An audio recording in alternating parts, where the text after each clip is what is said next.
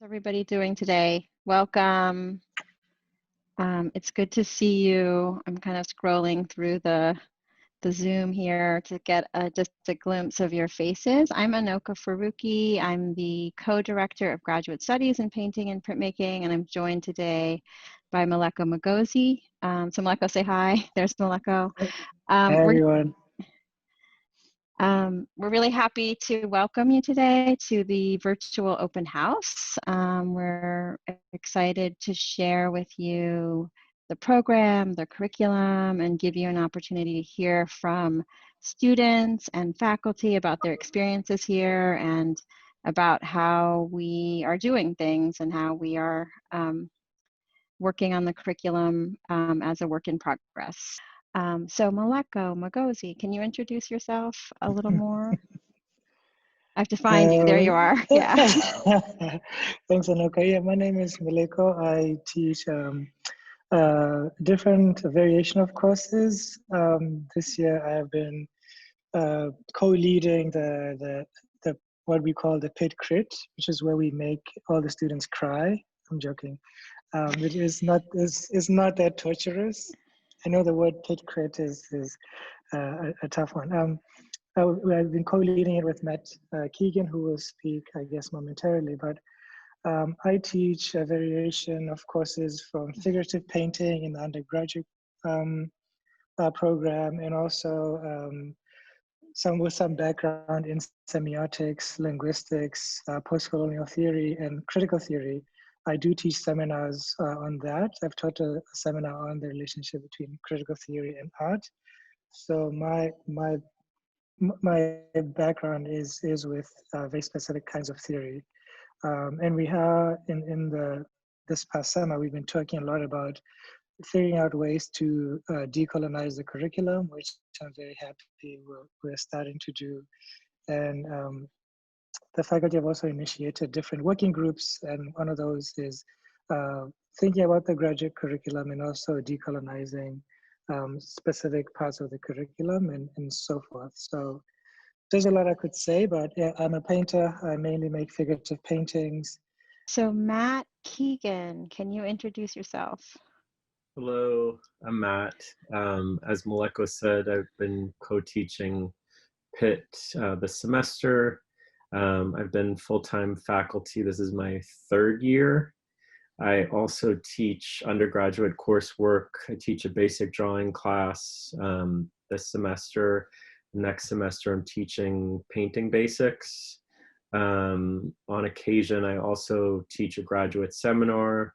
In the spring, I'll be teaching a class called Alternative Nation that looks at artist-run and artist collective projects looking at alternative models to commercial exhibition structures.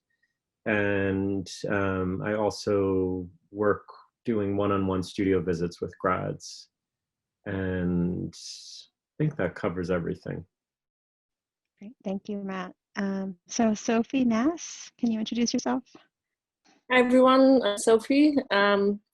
I have been at Yale since 2016, so this is my 5th year. And I also teach in undergrad as well as in the grad program.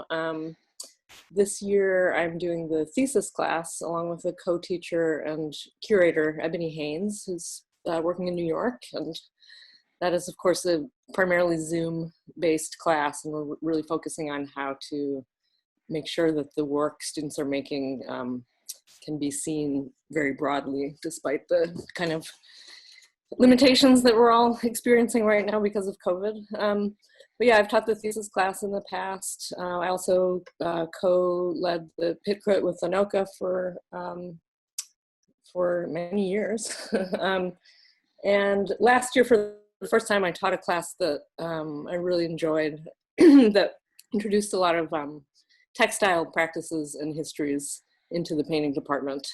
And so that was called Fabric Lab, and we were able to set up kind of a dedicated studio to explore different techniques that students might have been exposed to growing up, but had never really experienced through the lens of a kind of critical painting discussion. And yeah, I'm a painter, printmaker. I'm kind of a self-taught weaver, and my undergrad teaching usually includes various levels of painting classes and drawing and figure drawing. Thank you, Sophie. Alex Valentine, can you introduce yourself? Hi, thanks for being here. My name is Alex Valentine. I'm the print shop coordinator in the department, and that generally means that I'm here as a resource and help facilitate use of the printmaking facilities. I can describe, should I describe the print shop now or wait? I think maybe when we show the slides of the print shop. Okay. But maybe more So just about some of the things you're teaching. Sure. Yeah, I'm going to talk more about the print shop a little later in the presentation. But yeah, I also teach a bulk of my classes in the print shop, 3 undergraduate classes centered around printmaking. One is kind of an introductory survey. Another is focused on self-publishing. It's called Adventures in Self-Publishing. And the third is an interdisciplinary printmaking class. And then I also teach a graduate seminar around print media called The Projections of Print. And we do a lot of visits to the collections at the school and talk to a lot of curatorial and library staff about the production of print media and the way that that's been kind of central to a lot of different artist practices and how that's evolved over the last 40 or 50 years. And then also kind of use the print shop as a site for exchange and place to work through collaboration and talk. I have a pretty long-standing interest in artists initiated projects and artist-run spaces, and also self-publishing. So we talk a lot about zines and art book fairs and things of that nature. So. Great. Thanks, Alex. And Molly Zuckerman-Hartung. Hi. Why does this question gets harder? I've been at Yale since 2014 and full-time since maybe 5 years now.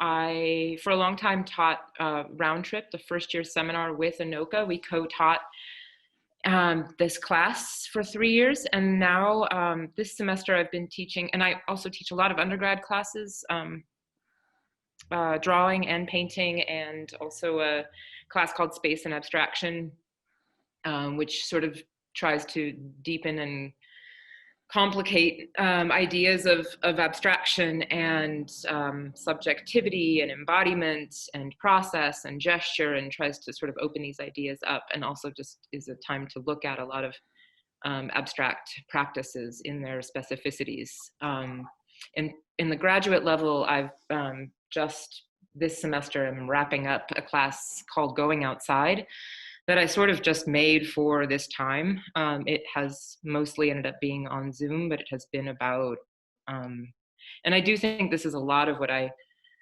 think I try to bring. It has been a lot about trying to bring one's life experiences into one's practice in a more integrative way. So thinking about where we come from and how where we come from affects how we make. We've talked about this in terms of ecological systems. We read a lot of texts about landscape, about destroyed landscapes and ruins. We've looked at various specific contexts, largely based on people in the class and where they were from.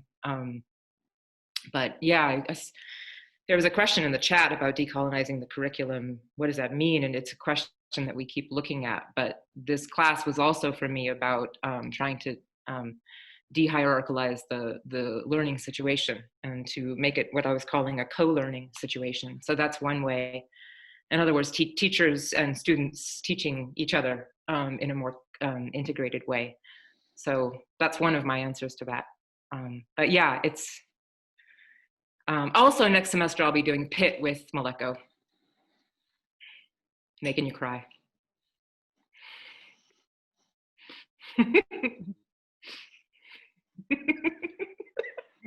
Or laugh. I also really try to make people laugh. I just wanted to say that the faculty cried too. So yeah, myself included. Thank you, Molly. I think we're going to go back to the slides, and I'm going to kind of give a very overview of the curriculum, and then also kind of like ask certain faculty when we get into the more specific things about like the first year class to say, you know, a few more things about those. So the full-time faculty you met, another full-time faculty who's not here today is Robert Storr, who's a professor. But everyone else you met today. And this is a list of our part-time critics. So we have people who come 3 times a semester and some who come 6 times as part-time critics. So we have a number of people, excellent critics who come to do studio visits for the most part and come visit you in your studio to talk about your work. And this is the list of people. So in terms of the kind of overview of the curriculum, you heard Meleko, Matt, and Molly talk about the PIT crit, which is sort of which I like to say we have small, medium, and large critiques. So that would be on the large size, which is a large group. Historically, it's been the whole department. This year, it's been different, and it's been half of the department. So that is something we're trying out. And so it's gone from large to medium large, I guess. Individual criticism is the small one-on-one critique, and we'll go into that a little bit further. And then also in the fall, the first years have 2 requirements. One was within the department, which is a first year course, which I'm sorry, Meleko, I know you tried to come up with a new title, but we keep calling it, old habits die hard. Round trip. So we'll get into that a little bit. And also the other, which is a course, which is to build community amongst your cohort when you enter. And so it alternates between critique and discussions of texts. And then critical practice has been the course for the last years taught by the dean of the school, Marta Kuzma, which is with all of the students at the School of Art, all of the incoming students. And there's a thesis workshop, and we'll get into that more. That's for second year students when we get down. And so the next slide shows the spring curriculum. So we continue with the PIT crit, it's a year-long course, continue with the studio visits, the small scale critiques, also with part-time faculty, full-time faculty, and also some visiting artists. There are electives, and you heard the faculty speak to some of the elective courses that they teach. Alex and Molly and Matt and Sophy all spoke to specific graduate seminar electives that they designed. So we really want to have faculty teach from their passions and be able to design their own studio seminars and electives. And then there's also electives outside of the department within the school. There's some all-school courses. You can take a sculpture seminar. And there are electives outside of the School of Art in the university. There's a huge selection of courses. Group critique, as I said, small, medium, large. I'm wondering, Matt and Meleko and Molly, if you just want to say a few words about how the PIT crit is structured currently, in terms of the length of the crit and how you format it.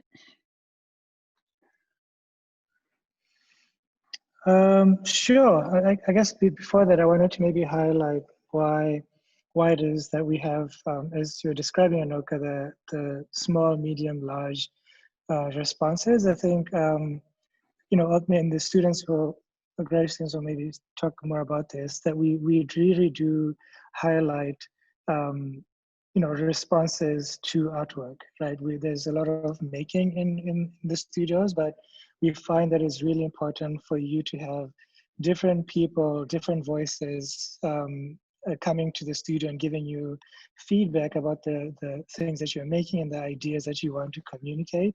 So that's why we have this big variation between people who might be more focused on figurative painting or abstraction or video or collage, tapestry and so forth. But it's one of the most important things, at least in how we think about the studio practice, is to give you the most amount of feedback that we could give you, so that as you're making these things and filtering ideas and trying to find the best ideas you want to communicate, is to have a lot of responses coming your way. So, so I just wanted to highlight that. So the group crit happens once every week. We critique 2 students' work in the Pitt Gallery, and it's a pretty big gallery, and it's about an hour and a half per person. And we do have different methods of analysis, and that changes. This past summer, we met, Molly and I met and thought and kind of discussed the kind of method we would use. And sometimes that changes depending on which faculty is leading it. So, and these the Pitt Crit in the fall happens for second year students as they're getting ready to make work for the thesis exhibition in the spring. And in the spring, the Pitt Crit is for first year students, right? So there is that where, second year students can have time to kind of work through ideas through the Pitt critique and then really refine them and get them ready for the spring exhibition. Matt and Molly, do you guys want to say something? I just would add that what Meleko is highlighting, that the fall second years present and spring first years present, but everybody is in active dialogue. So the format that Meleko, Molly, and I established for this year is there's 10 minutes at the beginning of the Pitt where only students speak, 40 minutes where students and faculty speak, but not the presenting artist, and then 40 minutes where everybody, including the presenting artist, can speak. So part of the learning that takes place within the Pitt space is also showing each other engagement with one another's work, but the second years are also modeling for the first years how the conversation transpires. And the first years are actively engaged as well. So the level of discussion, as Anoka established, of the intimacy of these different forms of studio visit, the Pitt is also the most dense in terms of active conversation between students and faculty. Great. Thank you, Matt. I'm going to go through this. I know that I want to make sure we have time for the student questions.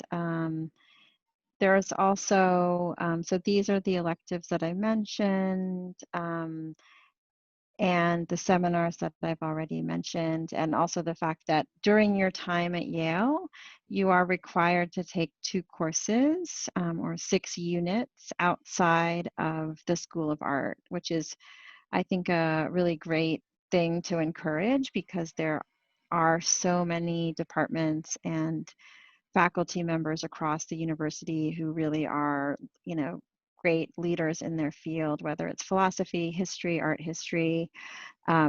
People have taken so many different courses. And then in terms of the individual criticism, I'll go over that with you. That really is the key, or the core part of our program, is your studio, being in your studio and making work and having one-on-one visits with faculty and part-time critics. They usually last about 40 minutes. You usually have anywhere from 1 to 4 studio visits per week. You meet with each full-time faculty at least once, and you will also meet with the 6-time critics at least once. In addition, you'll have a core critic who is a part-time critic who you meet with 3 times, and you have a core faculty who is either a full-time faculty or a 6-time critic 3 times. So every semester you have 2 faculty that you are developing a more sustained dialogue with, in addition to having both having ongoing visits with the faculty, the part-time faculty, as well as visiting artists that come through. We do have a visiting artist lecture series, which is run by students. Faculty also organize some lectures, but we elect visiting artist coordinators in addition to class reps who come up with the programming via a process where they solicit feedback from their classmates to come up with a list and create a program. Okay, so the next one, and we also offer workshops. More of those workshops are happening in the spring lately, and a lot of them we found that students really want information about life after Yale. So some of the things that we've been organizing as a faculty, and I know Meleko has done this, and I've done this with Sophy, is some panels about life after Yale. We've also done some informal workshops on grant writing and applying for teaching jobs. And so various different topics about financial literacy. So we've been using the workshops in that way. And there are also all school workshops that are offered on the school-wide level as well. The next is the Thesis Project, and so the Thesis Project takes place, the installation and the exhibition takes place in the final semester. However, it's a year-long course now that meets in fall and spring. And Sophy, do you want to say just a quick few words about the thesis course that you're teaching right now and how you're thinking about it in the context of what an exhibition means during this time? Sure. Yeah. So the class meets roughly every other week. It meets 6 times each semester, and really the focus this year is on how to kind of extend this exhibition, beyond the physical space of the gallery. And so in the fall semester, we're working closely with a group of graphic design MFA students who are working with the students who are producing their thesis show. To create a website for the show, which is in addition to the website that the School of Art is creating for each of the different departmental shows. So the painting department is kind of crafting their own site to accompany the exhibition. And so that's a big part of what we talk about in our meetings this fall.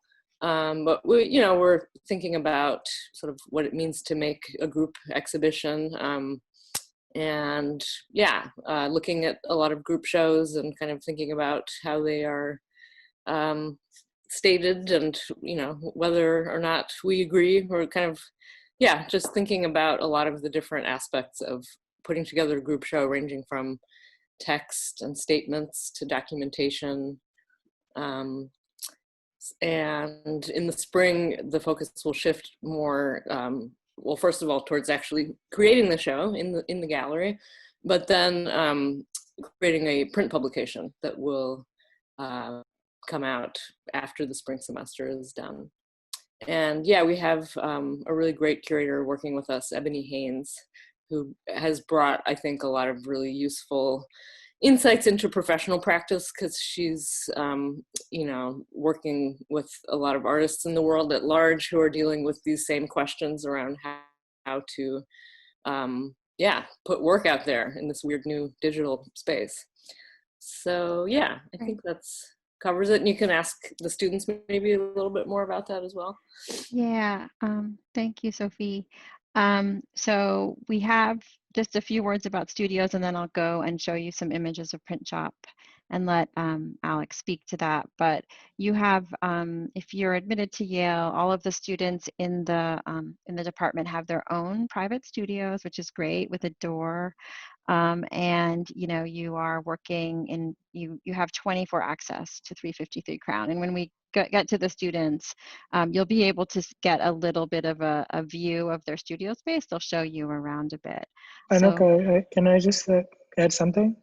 Sure, yeah.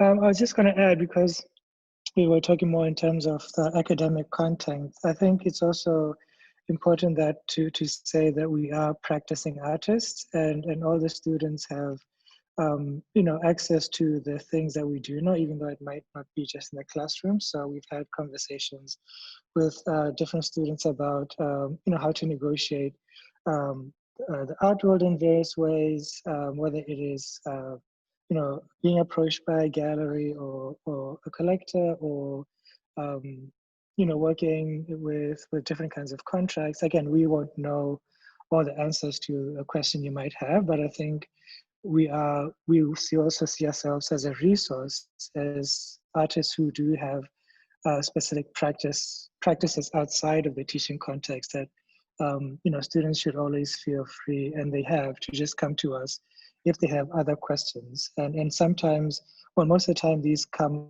out during town hall, which we have every 2 weeks, and students can have questions or issues or ideas that we think we want to flesh out that might not necessarily fall in within like a specific curriculum framework. So I think that's a very important element to bring up, because art is a very multifaceted thing, and some things just don't fit in a specific box. Yeah, thank you for that, Meleko. All right, I'm going to share my screen so you can see my presentation of some of the print images. So go to present, and I'm going to maybe go to the overview slide, Alex, and you can say a little bit about the shop. This was the one that maybe had the most large view. Do you want to say some things about how the shop is set up? Yeah, of course. So our print shop is located in 353 Crown. So it's right there in the building with all the painting and printmaking studios, and often functions just as an extension of studios for a lot of students. It's a generous size space that has large working tables, as you can see here, with a bunch of printmaking examples spread out. It's meant, or I try to make it as flexible a space as possible and as responsive to the students who are enrolled and who are located in that building as possible. It's a fully functioning fine arts printmaking studio, so it has intaglio, relief, presses, it has a stone litho press, it has screen printing, also a lot of other kinds of sort of associated kind of equipment. It also has a lot of resources in terms of arts publishing. So this is my Adventures in Self-Publishing class from last year, looking at a bunch of examples of arts publishing from the Middle East, talking to a visiting artist here from an organization that specializes in distribution of Manassa-based self-publishing. Also, we have a risograph. I saw that there was a question about that. So both graphic design and painting and printmaking have risograph printers in their studios.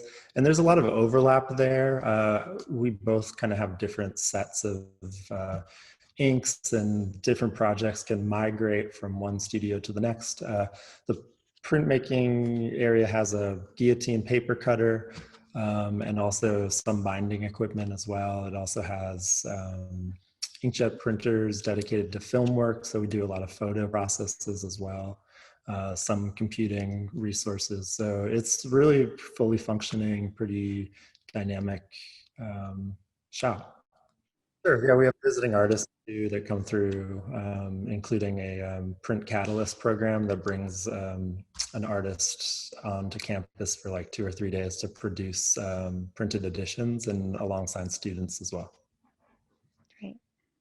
So just in the event of time, I'm going to go through that. We have some Pitt Crit documentation from this year that I'll just go through quickly. I'm not going to say much about it, but just so you can get a sense of the types of the scope of people's work, and also what the space is like that the second years this fall have installed their work for a critique.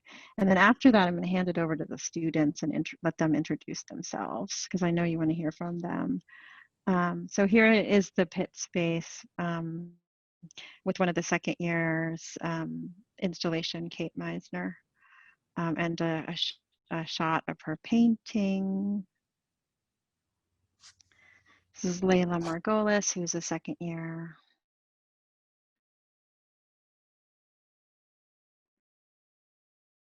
Curtis Welteroth, who just had a critique, did an installation with black lights and video, both on a monitor and projection. It's Nathaniel Donnett, who also just had a critique and an installation with several objects, including this one. Well, I won't go into as much detail about the class rep work because they're going to speak. And same here with Emma Safir, who will show you her work and studio, and Alina Perez. Okay, great. So, all right. So first, we're going to just go class rep by class rep. Emma, would you like to start? Emma Safir, in terms of you can show your work and also your studio. There's so many people on this call. I don't know where you are, but you're somewhere here, and you can introduce yourself, Emma. Hi, I'm Emma. I am a second year in the Painting and Printmaking department, and I have a printmaking background in undergrad. I'm just going to share this doc that I've been sharing for like virtual studio visits, which has a lot of images, but I'll just show a couple. Don't be like freaked out, you know. So lately I've been doing some collage, which is new for me. I think a lot about windows and reflections and sort of fake space, flattening of space. I'll go to more pictures of my pit just to give you guys like a sense of what the space is like. 2 people install in the pit at the same time, so you negotiate with your pit mate like where your stuff will go versus where their stuff will go. But I'm one of the students who does not paint here, so there's several of us, you know. Lots of people are using textiles and are using other materials that are not conventionally associated with painting. Like I took Sophie's Fabric Lab class last year, and it was amazing, and I learned how to weave, and now I've been weaving a lot in my own work. This is like woven tulle on digitally printed fabric, and I am able to print the fabric here on our printer. Basically, I'm able to use all the resources that we have here to produce everything here, which I haven't been able to do in my own studio practice before I was here. And these are just some experiments that I'm doing. And then if you want to see my studio, I'm on a monitor, so I can't walk around, but this is my corner. I have a couch. Really, having a couch is like a pro tip. I didn't have one last year. You got to get one, Ashley. I don't know if you're saying you do. Yeah, because I don't know, being comfortable is really important in studio. And back there, I've got like images of stuff I'm looking at. Have the shelf over here. I also have a mini fridge this year, which is also life-changing. I basically, because we're more isolated this year, it's like trying to make our studios as comfortable as possible. So it's like, I have all the resources I need in here. And something that the faculty didn't point out, which I think has been pretty amazing, is that we've managed to have in-person studio visits and in-person critiques. Some virtual, some in person, but it's been really valuable for all of our like mental health and everything else to be able to see each other in person as well. And that's about it from me. Great. Thank you so much, Emma. I want to turn it over to Gabriel. Are you here, Gabriel? I think I saw you. Hey, what's up? Yeah, I'm here.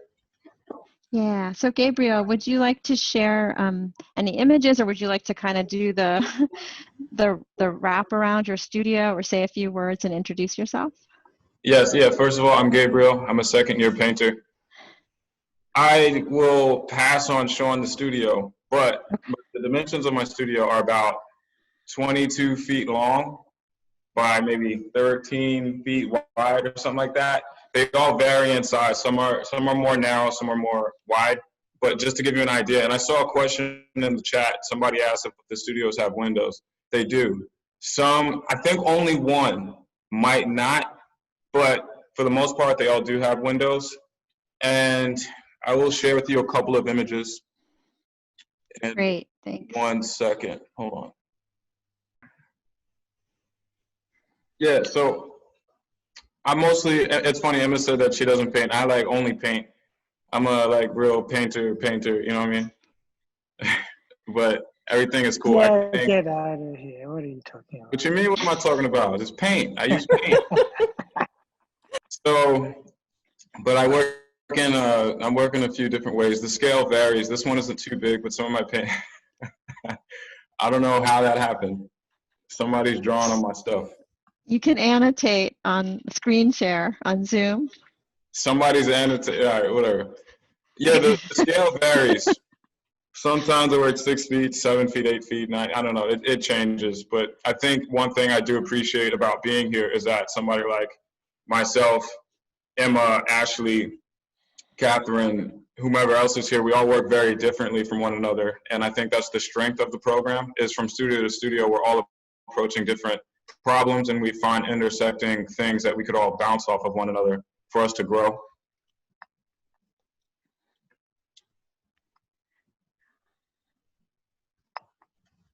So these are a few recent paintings, and I believe that's all, not unless you need anything else, Anoka. No, that's great. Just if you can just stick around for the Q&A, I'm sure they'll have questions too. Absolutely. So I will turn it over to a first-year class rep, Ashley Teamer. Ashley, can you show us some work and give us a little mini tour of your studio as well? Yes.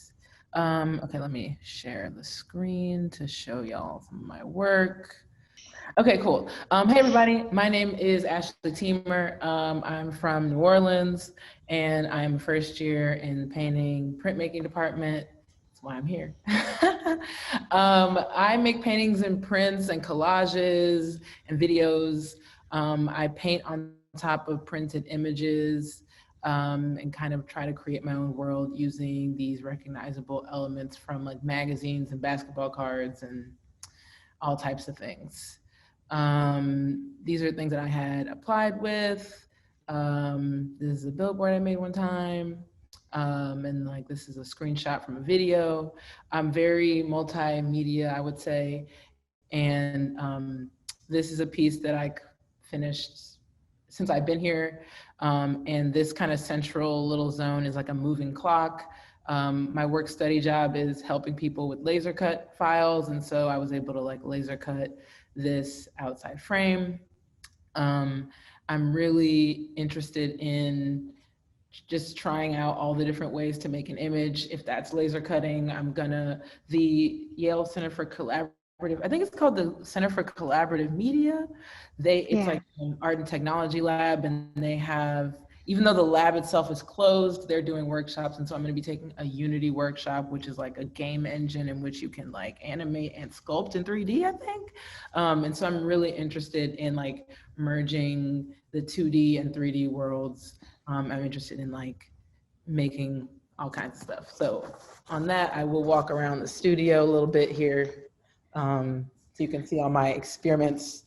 Okay, so over here, got a kind of like kaleidoscopic wall collage situation.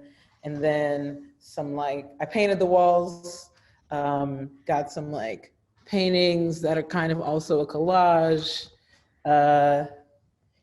This like thing that's on the floor, window, and couch. And yeah, I think that kind of covers everything. Awesome. Thank you so much, Ashley. Seems Thank like you, windows and couch is the winning combination for these studios. That's not, that's a chaise lounge. That's like, that's Goodwill, you know, Goodwill. All right, great. So we have one more class rep who's going to show work, and that is Katherine Du, who's a first year. So Katherine, please introduce yourself. Hi, everyone. I'm Katherine Du. Yeah, first year in the printmaking and painting program. I saw some questions about, having a BFA or not. I studied painting in undergrad, but I do not have a BFA, and I went on to study architecture and then kind of made a pivot. So I just want to point out that, I think all backgrounds are welcome here. And I will share some images of primarily work I also applied with. So I'm pretty much just a painter as well. I make oil paintings of people. And I think a lot about family history. I think about photography. This is quite small. I also work at different scales. So this is the size of a photograph. It's 6 by 8, but then this next painting is about 6 feet long. So this one's quite large as well. And a more recent engagement in my practice has been looking at history and historical instances of anti-Asian racism, which is kind of this direction that I'm going in with this work, which is called The Unparalleled Invasion. And I will walk around as well. So on the second floor here, we have these really nice windows like this that bring in a lot of light. So it's very bright in here. Yeah, so it's kind of a box, but it's a good box. Yeah, so it's just work on the walls. I'm starting to do various sketches and other paintings, more paintings. And yeah, the way you lay out your room can be pretty flexible. I have like a glass palette in the middle, but people are doing really different things with their spaces depending on their practices. Yeah. Thank you, Katherine. You did. Thank you so much to all the students for showing us their work and giving us a glimpse of their studio spaces and what the spaces are like to be in and work in. We are now at the portion where we are opening it up to questions from people in the audience. And I know that I believe Sarah is helping to moderate the Q&A. And also that there are some questions, I think, some preliminary questions that I can look at here. Actually, there's one question that just came in while we're finishing to organize all the ones that came in, and there's so many. We actually have about 7 pages, so wow. But one that I think we could start off with while we're finishing organizing this is, what, if anything, has surprised you, the students, about your learning experience so far, and have there been any pleasant surprises? Great question for the students. You can just jump in.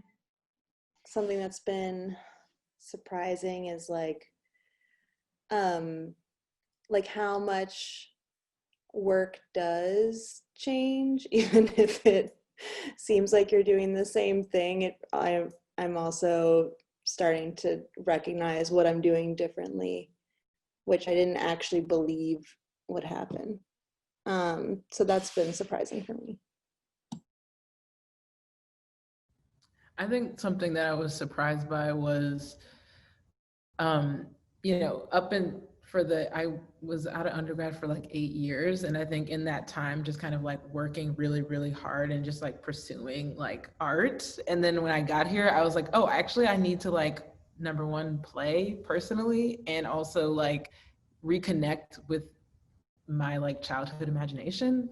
That was for me, I was like, I found myself looking at pop-up books and like remembering like things that I was really interested in as a kid. And I feel like I was actually surprised by how the imagination is actually the thing like I needed to like unconsciously like connect with again.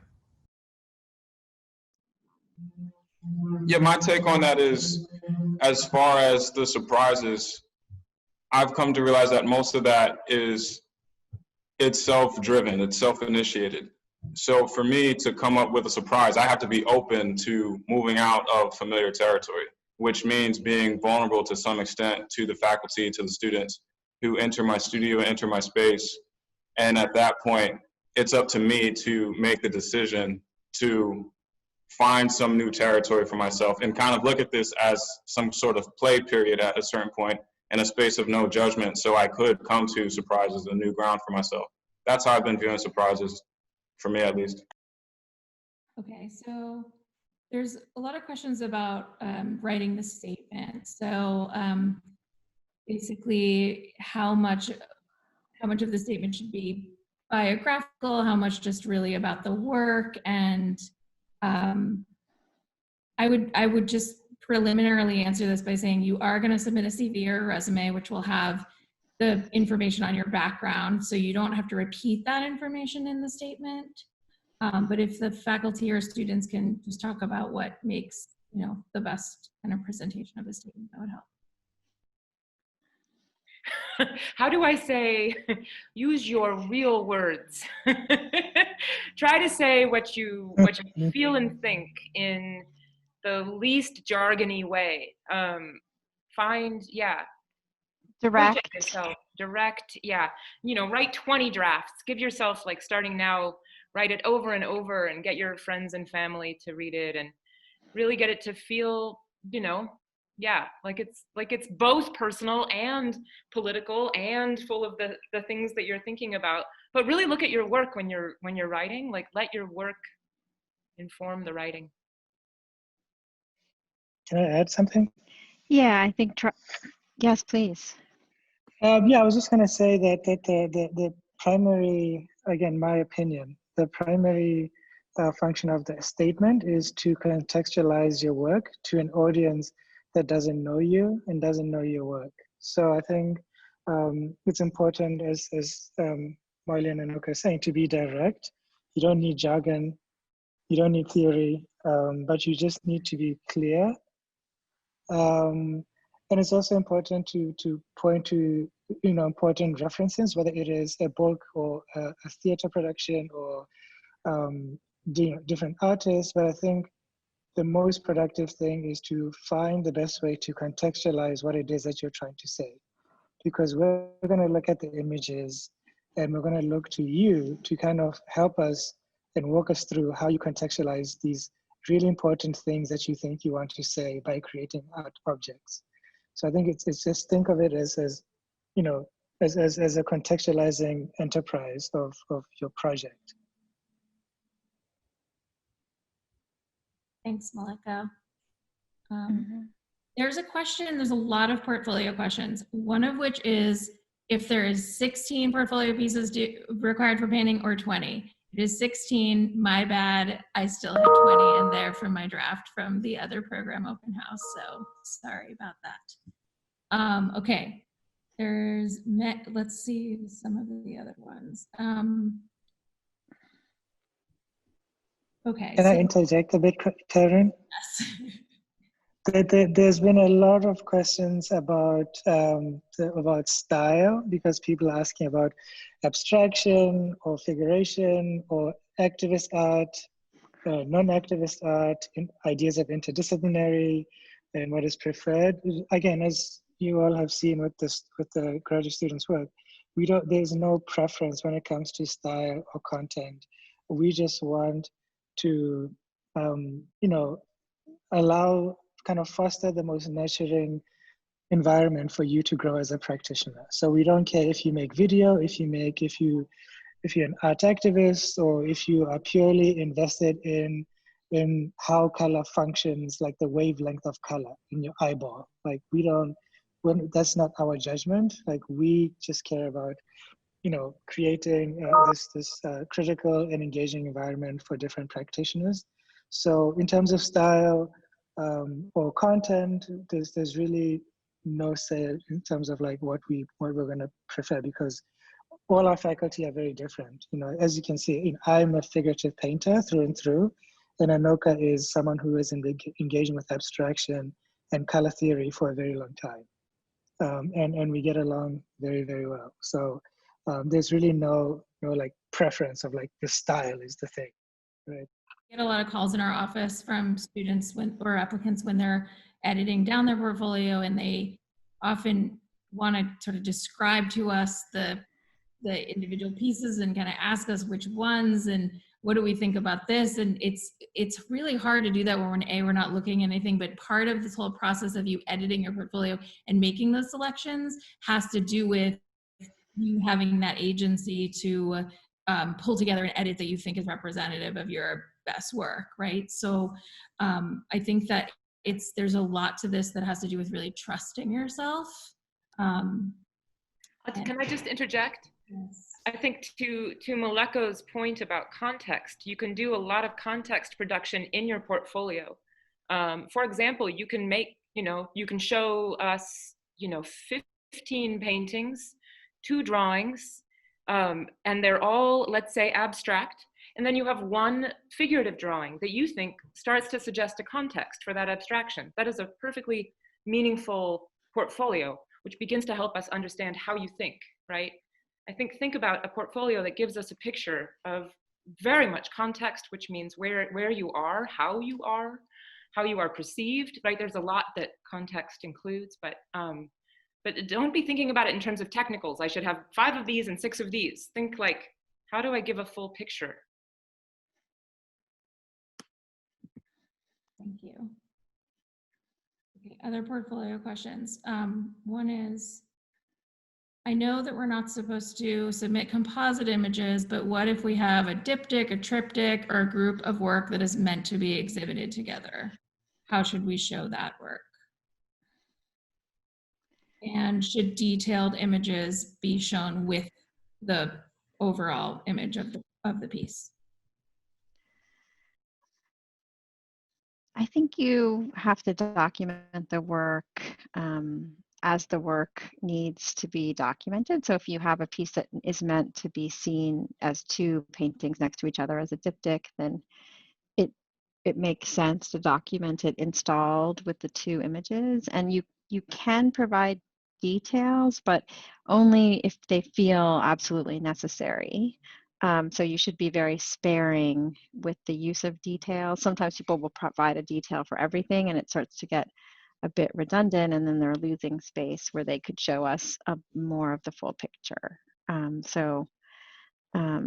It really depends on what the work itself demands. So, documentation is meant to give us a sense of the work and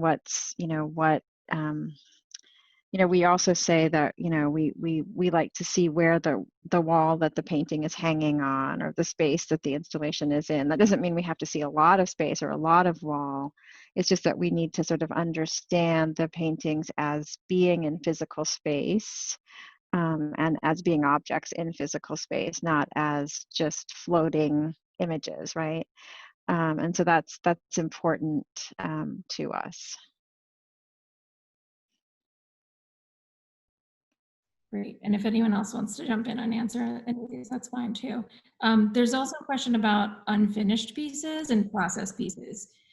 Do you recommend being able to share works in progress or process-oriented ideation phase work, or should everything be more finished and complete pieces? I think that Molly already answered that to some extent, that you want to provide the 16 images that give us a good introduction to where you're at this time. So if having work in progress documented along with finished work helps give us a sense of what it is you're making now and what it is you're interested in now and a sense of your process, that's very useful. That said, 12 of 20 images shouldn't be work in progress, but by all means, feel free to show us drawings, preparatory work in addition to completed work. Great. There's also a couple of questions about submitting digital paintings or work that is created digitally, and if anyone can speak to their thoughts on that.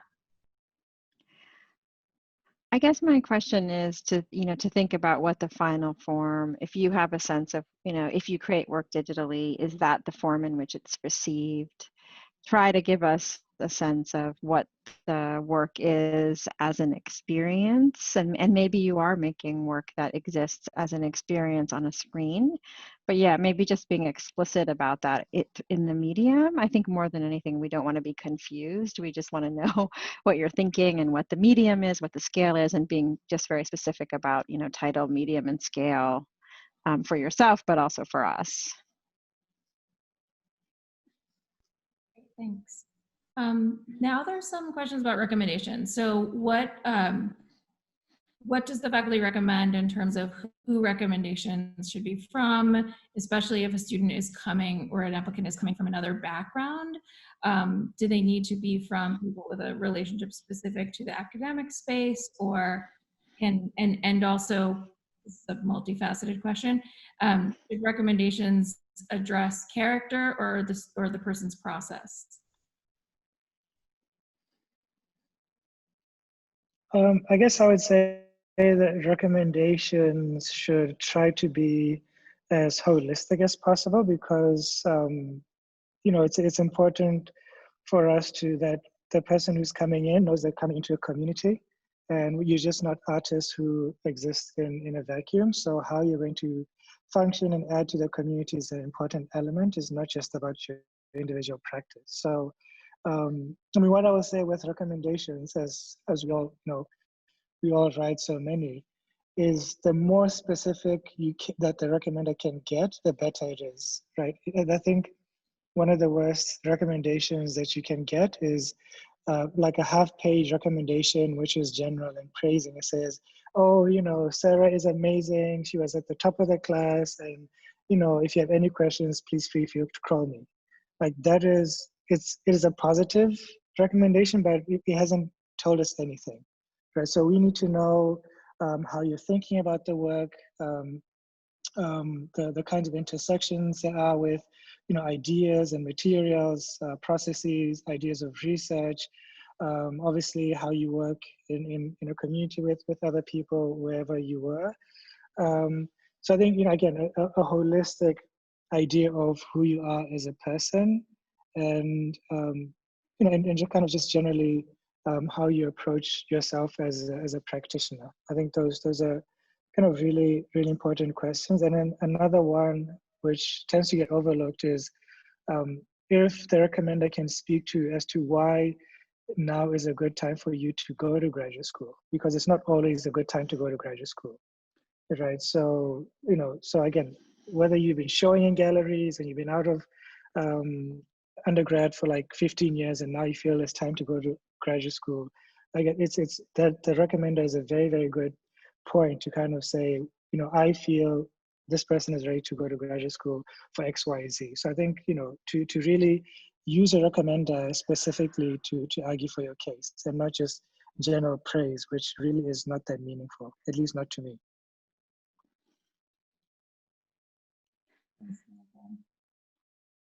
Someone asked if they applied last year and are reapplying and were encouraged to reapply, should they include some pieces from last year's application if they're relevant to the current direction of the work, or is it best to only include new work or work that was not previously submitted? I think it goes back to what we were saying about how you're creating a context with your portfolio. Your portfolio is telling a story of what you care about and what's important to you. So if that work that you applied with, if some of that work is still relevant to the current direction, obviously it wouldn't be the majority of your application, but it might be a component of it if you still feel that it provides a piece that's important to the current work. And we also usually have access to the previous year's application too. We always have on file whether someone has applied before. Okay, let's see. Someone asked a question about whether GRE is required, and the answer is no. We don't have any required graduate exams other than TOEFL or IELTS if you're a non-native English speaker. It was also asked how much the GPA on the undergraduate transcript comes into play in the decision, and I would say not very much, but the faculty might have a different answer. I think our main focus in reading the applications really is the portfolio, the statement, and the letters. Those are for me as a reviewer, those are the kind of core part of the application. We do look at the transcripts and we do look at the CV, but they're not weighing in, certainly not weighing in as much as those three pieces, because basically those three pieces are showing us what you care about, both as an artist, but also how you write about it and how the people who have worked with you see your strengths.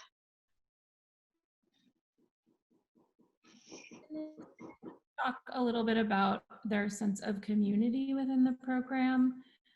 Someone asked the question of just generally what the kind of culture is in the community with peers, and whether that's competitive or cooperative or what have you. I will let the students tackle that one. Anybody, Gabriel, Emma, Katherine, or Ashley, want to address that? Yeah, I'll say something about it. I think the way I view the idea of competition is obviously case-to-case circumstance. I don't consider myself in competition with anybody here, just me and myself. And I think it depends on what you determine success to be for yourself. And I think it could be totally unhealthy to measure yourself up against what success means for somebody else, this community or just in life in general.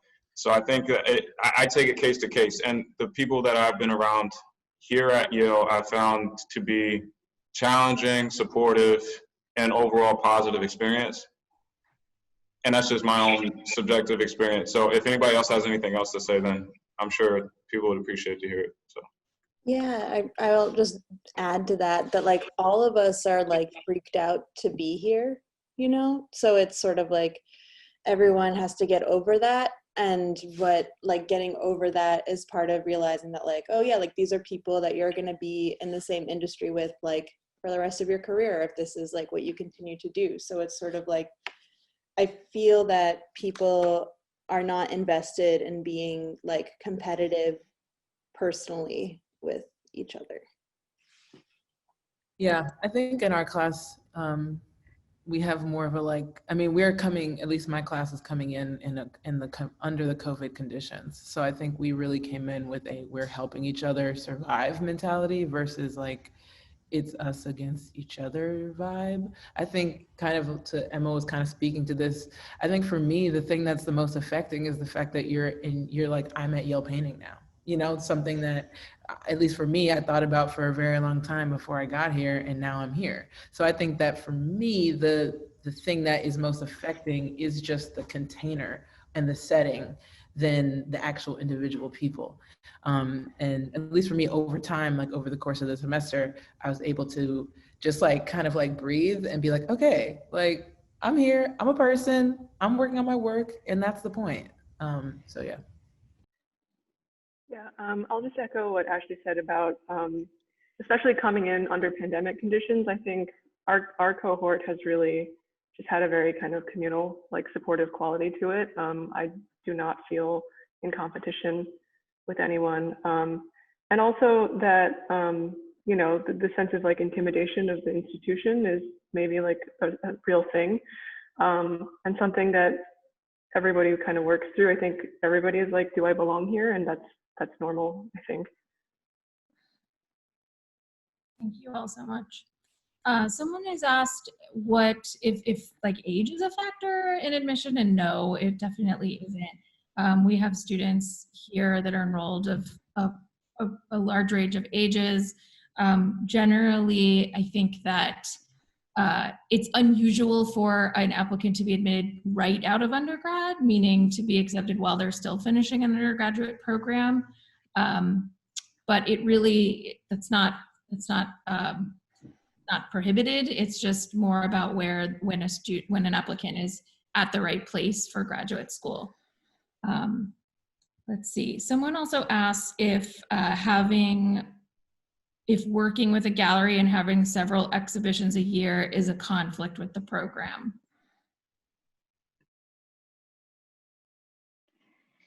I don't think so. I think we even now we do have different candidates, MFA candidates in the program who have galleries. Some have formal relationships with galleries where they show and so forth. You know, I think it's just a question of you know, being focused on the program, because our enterprise is a pedagogical one, and one where we want to help you progress as an artist. So, you know, if you're making paintings and those paintings in one semester leave the studio and are going to a show, and you have a pit crit, and then there's nothing to show in pit crit, then that creates a problem, right? So I think it's you know, it's again, it's not a judgment that we're going to make. We all have different circumstances, and we're not going to judge someone's circumstances. So it's just a question of how you will balance those demands that's put on your time and your energy. Yeah, it's just important to remember that your time here is limited and that you do want to focus on making the work and experimenting, and experimentation, you know, is a part of what, you know, we would like to see, not just kind of production, right? Like, I think there's a lot of demand for production in an exhibition way within the way galleries are structured. Like, there's a certain kind of wheel that turns, and we, you know, that's not what we're doing here. We're kind of really trying to push you to unpack and question and challenge. So those two things are kind of very different vibes. And so, you know, like Meleko said, some people manage to exhibit their work outside and still maintain a focus on the experimentation and the investigation and the unpacking. And the problem arises when you're doing that outside thing and it's impacting your ability to do the main event of this very limited 2-year program.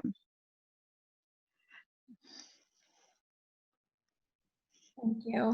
What about interdisciplinary opportunities? So someone's asking about interdisciplinary studio is an informal area of study. I don't know that we necessarily say that, but do students need to specify their intentions to work in an interdisciplinary way when they apply?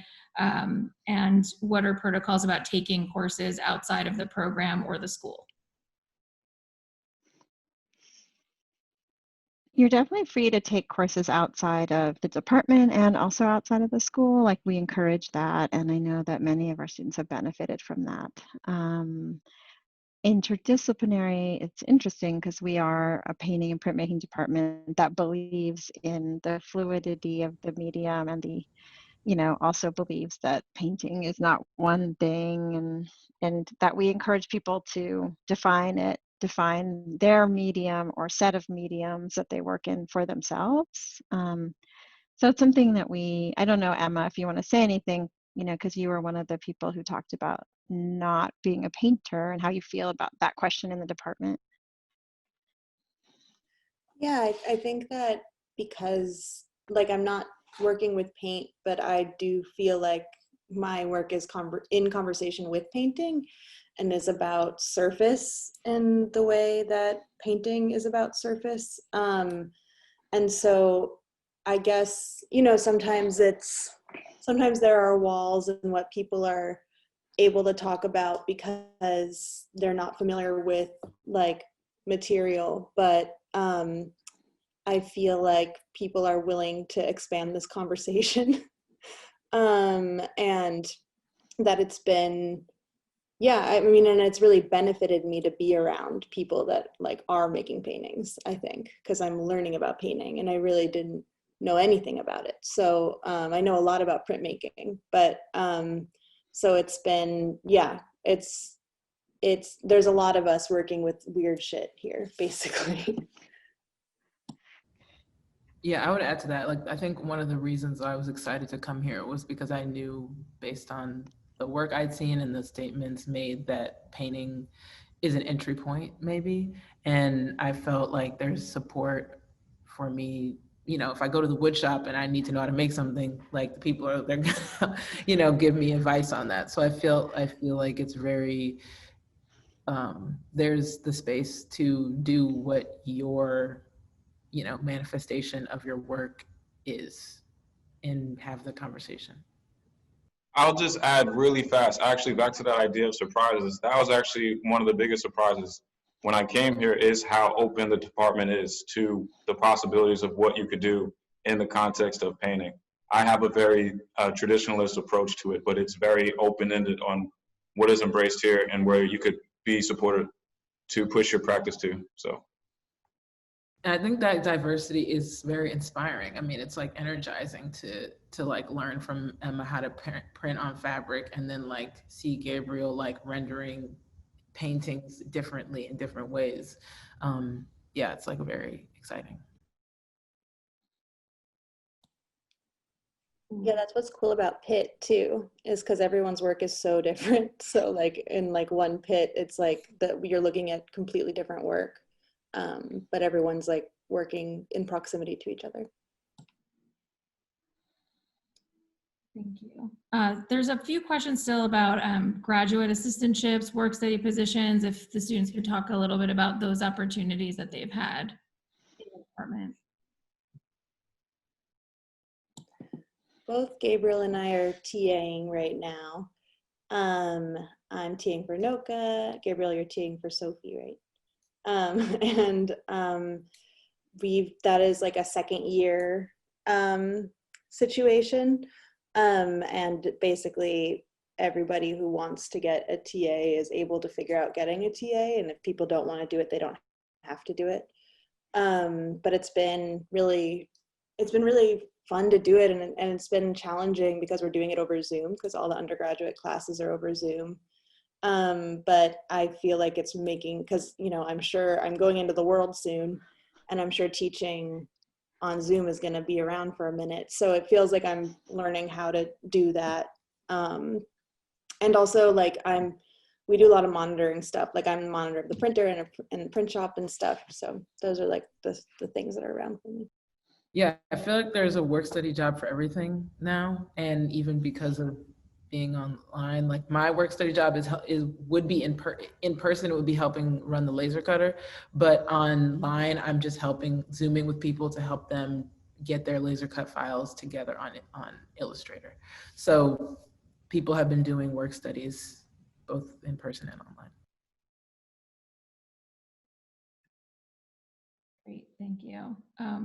There's a question for the students. How many schools did you apply to, or did you apply to many schools or Yale before, and what made you choose Yale?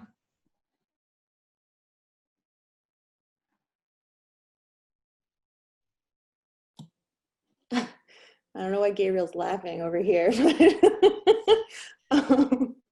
I applied two times. I applied first only to Columbia and Yale, and I didn't get in, didn't get nothing. And then I took a year in between, and I really tried to focus like what I was trying to think about. And I think it was really important for me to have that entire year to not like immediately apply again. And then I applied again. When I applied again, I applied to more schools. I think I applied to like here, Columbia, VCU, Mason Gross, and Hunter.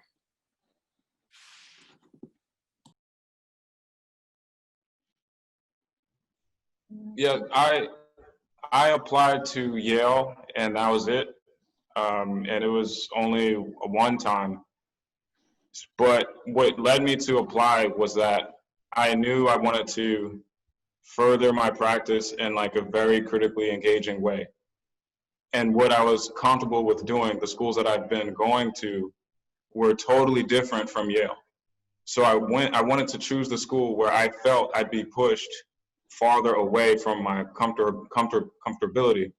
And I saw that being a potential and possibility at Yale. And since I've been here, it's been very helpful and productive. So that was the general reason, or that was actually the priority reason why I applied to this program in particular, and saw that this being the one that I wanted to be at.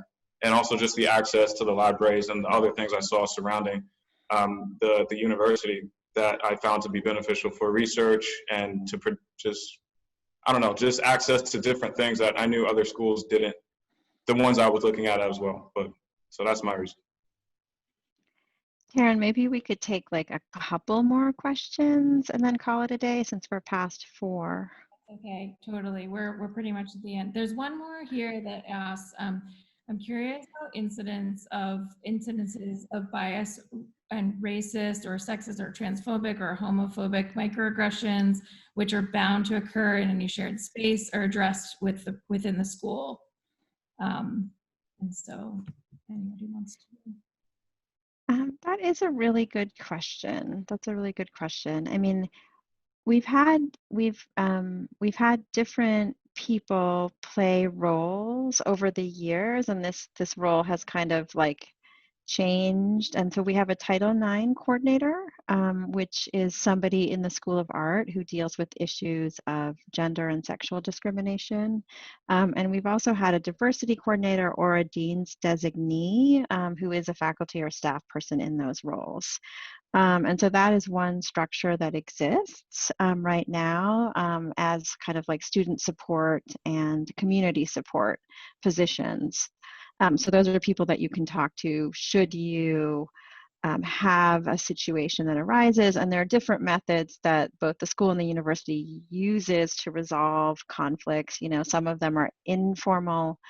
And I'm speaking a little bit more to Title IX because, you know, to be honest with you, the Title IX office is something that, you know, has been in place for a long time. So there tend to be more pathways because of the federal mandates around, you know, informal solutions, formal solutions. There's a university-wide committee that deals with formal complaints and different faculty. That university-wide committee is, you know, a service that faculty and students and staff serve on. In terms of like the other questions around racism, I think that that's something that the school is really trying to address.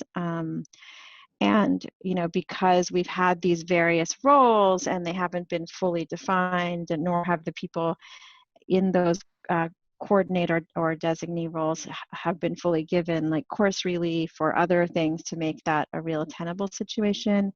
The school's currently having a conversation around these very questions through these working groups that Meleko mentioned. At the outset, that over the summer, the faculty tried to define some areas in the school that need attention. And I know also students and alumni also came together and tried to do the same thing. And these two efforts are actually happening at the same time, but in parallel without necessarily one group knowing that the other was doing it.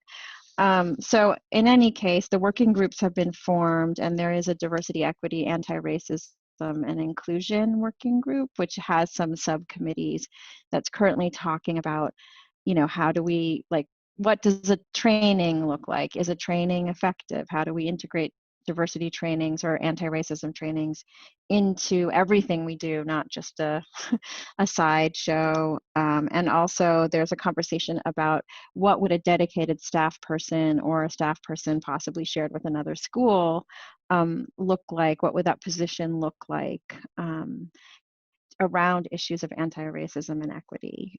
So we have work to do.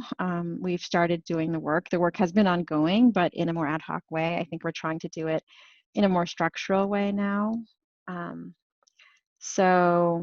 I think our pathways have been somewhat informal.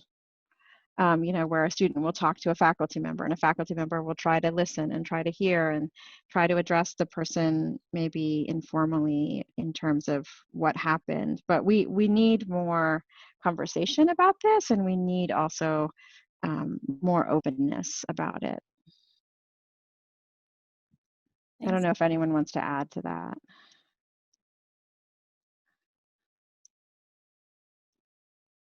Maybe I'd just like to add that we have been making these working groups, which are, some of them have student reps on them, some of them are just faculty or faculty and staff. The one that I've been sort of the chair of, but sort of sharing leadership of, is called Decolonizing the Undergraduate Curriculum. And I guess I would just say what feels exciting is that it feels like there's a lot of deep learning going on. And I think engagement in what it means to learn, and, you know, slowly letting down our guards. I think there's been more environments of armored kind of fear around these things. And I feel like we're sort of, I think, slowly teaching each other to be more vulnerable around these issues. And that seems to also have to do with the fact that we're doing a lot of horizontal structuring of how we handle planning for decolonizing rather than hierarchical. And Yale has historically been so hierarchical, and so it has just felt like a different environment, but especially thanks to Anoka, but also Emma and also others in the last year who have very strongly been working on it. There's it feels to me like a sea change. So. Thank you. All right, I think we are going to wrap up. Thank you all for coming and sticking with us. And thank you, everybody.